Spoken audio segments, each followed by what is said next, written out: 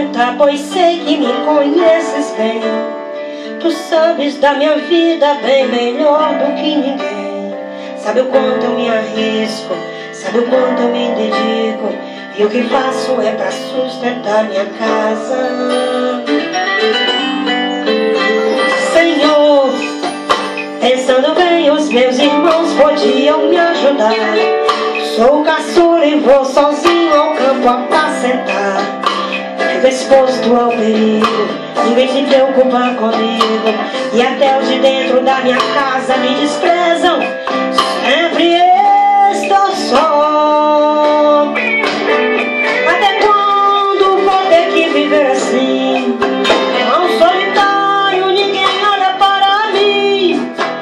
Assim sofria Davi, que pra todos o ninguém, mas Deus observava. E olhando Deus pra ele lá do céu, disse: eu achei um novo rei de Israel. Deus não precisa de homens com status ou renome. Quando olho o ambiente é pra exaltar o menor da casa. Deus vai vasculhar hoje esse lugar. Então seu adore e comece a clamar. Os olhos de Deus já procuram aqui o menor da casa.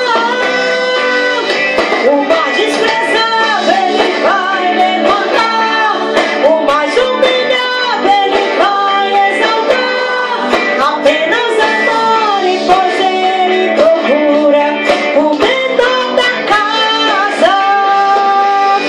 Deus vai vasculhar hoje esse lugar. Então só adore e comece a clamar.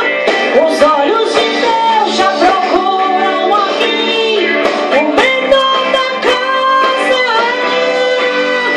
O mais desprezado ele vai levantar, o mais humilhado ele vai exaltar. Apenas adore, pois ele procura o menor da casa.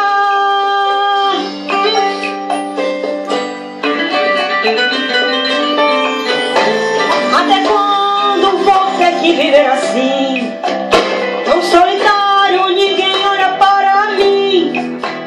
Assim sofria Davi, que pra todos o ninguém, mas Deus observava.